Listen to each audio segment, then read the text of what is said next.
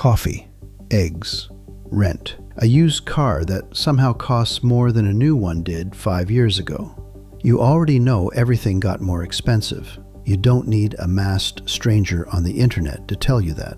Here's what you might not know. Since 2020, prices are up about 25%. Read that again. The dollar in your pocket quietly lost a fifth of its value while you were busy earning it. The official story is simple. Pandemic, broken supply chains, the government printed money, inflation. The end. And that story is true. It's just not the whole story, because it explains why prices went up, not why they never came back down, and definitely not why 3 years later corporate profits are the highest since 1950. So let's do the math they'd rather you skip.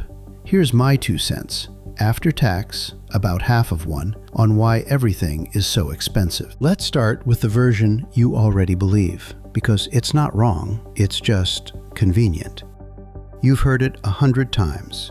Inflation. That word gets thrown around like it's a weather event, like it just happened to us, like a storm nobody could have seen coming. Sorry, inflation, as if no human being was in the room when the price changed.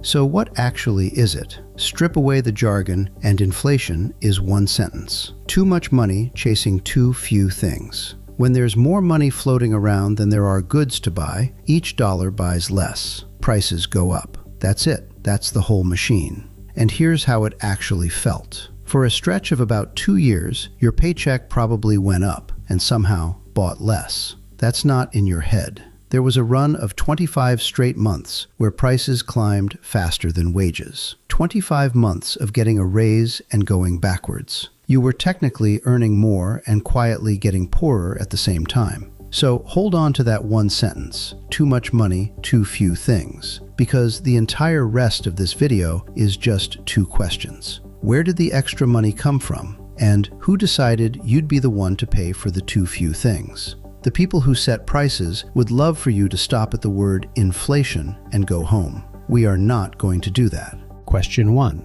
The extra money. Go back to 2020. The world shuts down. Businesses close overnight. People stop getting paychecks, and governments panic, reasonably. A depression is a real risk, so they reach for the one lever they can pull fast. They create money. Stimulus checks land in bank accounts. Emergency loans go out to businesses. The central bank starts buying up government debt by the trillion. Here's the number nobody put on a billboard. In about 2 years, the US money supply grew by roughly 40%. 40%. In a century of American history, you will not find another stretch where that much new money appeared that fast. Almost a third of every dollar in existence today was created after 2020. Now go back to our sentence. Too much money, too few things. They had just poured an ocean of new money into an economy that at that exact moment was producing fewer things than usual. And here's the part people forget. This didn't just hit groceries. It hit everything people suddenly had money and time to buy. Stuck at home, everyone reached for the same limited stuff at once.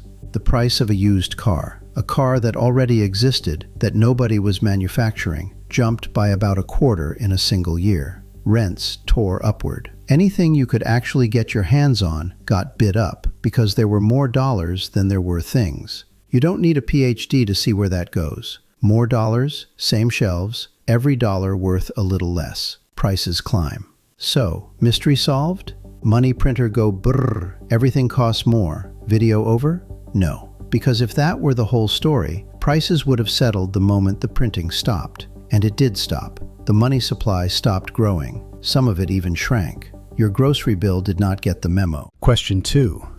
The too few things. This is where the official story does its best work, because this part is real, visible, and easy to film. Empty shelves. Ships stacked up outside ports like a traffic jam that lasts for months. That phrase again, the supply chain. Let me show you the supply chain with a single tomato. That tomato in your salad probably wasn't grown near you. Most of America's fresh fruit and over a third of its vegetables are grown in another country. So your tomato gets picked, boxed, trucked to a border, inspected, loaded again, driven 1,000 kilometers, unloaded, distributed, and finally stacked in an aisle for you to grab without a second thought. 9 days, hundreds of miles, dozens of hands, for one tomato. We built the most efficient food and goods system in human history, and to make it that cheap, we made it razor thin.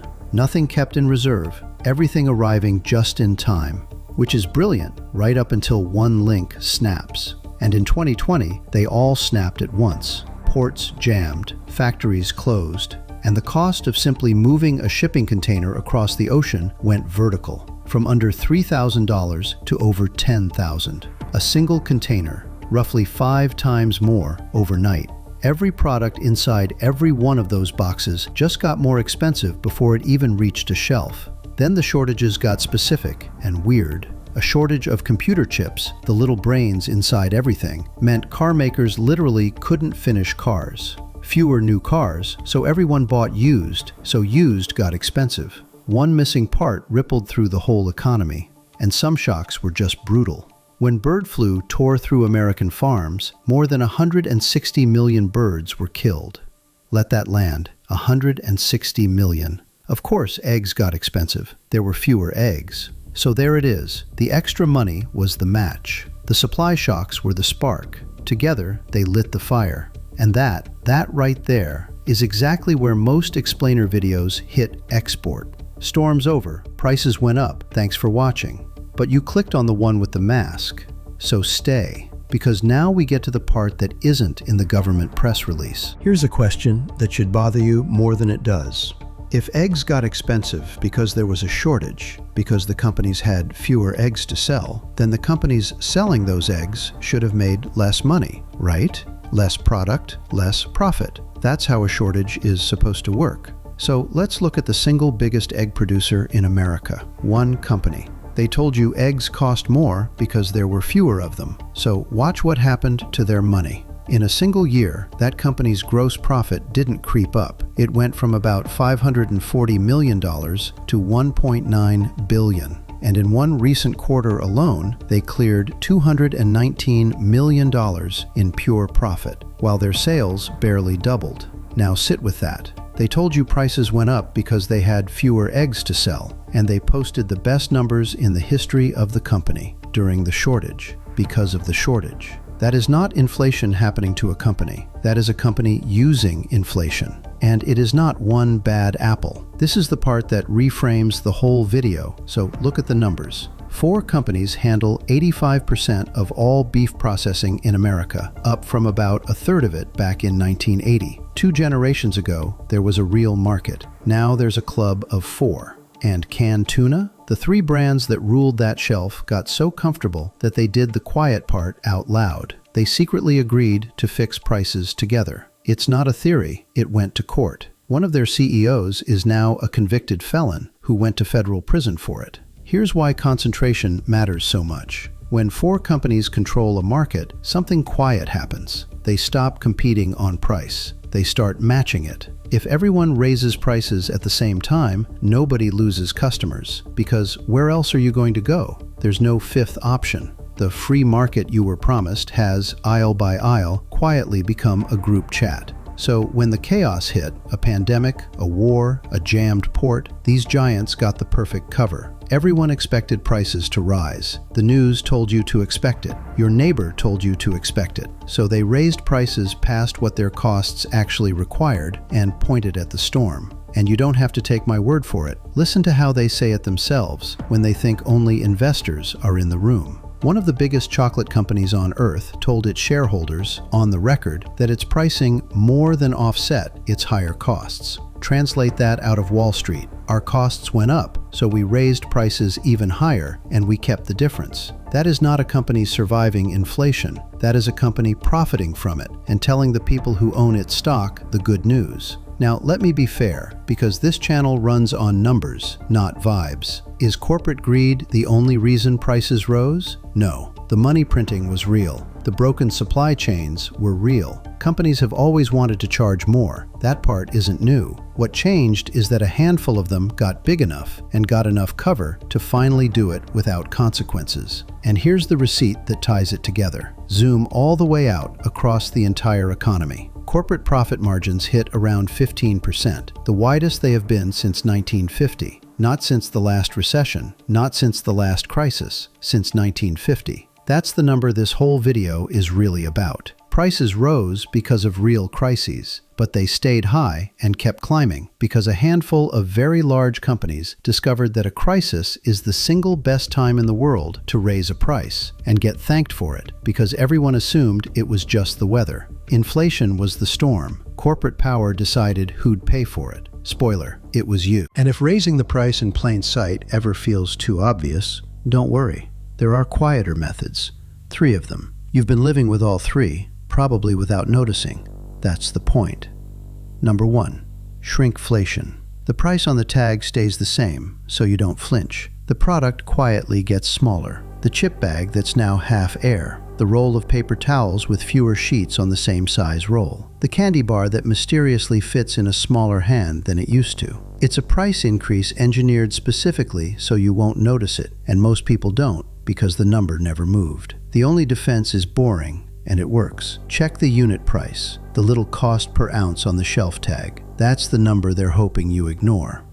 Number 2. The own nothing trap. Look at how much of your money now leaves your account automatically, every single month, forever. Streaming, music, software you used to buy once and now rent for life, your phone, and increasingly, physical things you already paid for. A car company tried to charge a monthly fee to turn on the heated seats already built into the car you bought. Each subscription feels small. 10 here, 15 there. Add them up, and it's a second rent you signed up for one free trial at a time, usually a couple $100s a month, far more than most people would guess. You stopped buying things. You started renting your entire life, and rent only ever moves one direction. Number 3. The price that watches you back. This one's new, and it's the future. More and more, prices aren't printed. They're calculated in real time by an algorithm that knows the demand, the moment, and sometimes a little too much about you. Rents in city after city are now quietly suggested by a single piece of software that tells thousands of competing landlords the highest number they can all charge at once, a practice now facing a federal antitrust lawsuit. A major fast food chain floated charging you more for lunch at lunchtime. Surge pricing for a burger before the backlash made them walk it back. The price isn't a fact anymore. It's a live guess about exactly how much you, specifically in this exact moment, can be squeezed. None of these 3 show up cleanly in the official inflation number. All 3 of them show up in your bank account. So, why is everything so expensive? Not because of one villain, because of a chain of them, each one quietly handing the bill to the next, until it landed on the last person in line. You. They printed the money. That was the match. The world broke. That was the spark. And then the biggest players used the fire as cover. They raised prices past their costs, shrank what you get for the same money, and turned ownership into a monthly toll. Each step on its own, technically defensible. Add them all up, and you get a decade where the average person feels a little poorer every year, while the headlines insist the economy is strong. Here's the uncomfortable part. Most of this isn't a conspiracy. Nobody in a dark room voted to make your life cost more. It's just what a market does when a few companies get big enough that they no longer have to ask permission. From you, from a competitor, from anyone. The system isn't broken. It's working exactly as designed. The design just isn't for you. Is there a way out? There are hints. When one country's government leaned on a basket of staple foods to keep them affordable, prices there rose far less than ours did, which tells you something simple and a little dangerous. These prices were never fully natural. Somebody, somewhere, is always choosing them. You can't fix the whole machine from your kitchen, but you're not powerless either. check the unit price. Kill the subscriptions you forgot you had. Buy the boring generic. It's often the exact same factory. And the next time a politician or a CEO shrugs and says, "Inflation," like it's the rain, you'll know it was never the rain. It was a decision, and now you know who's making it. That's my 2 cents. After tax, you know how this goes. If this changed how you'll read the next price tag, do the one thing that actually costs a corporation something. Subscribe, and I'll keep doing the math they'd rather you didn't. New deep dive every week. I'll see you at the next one.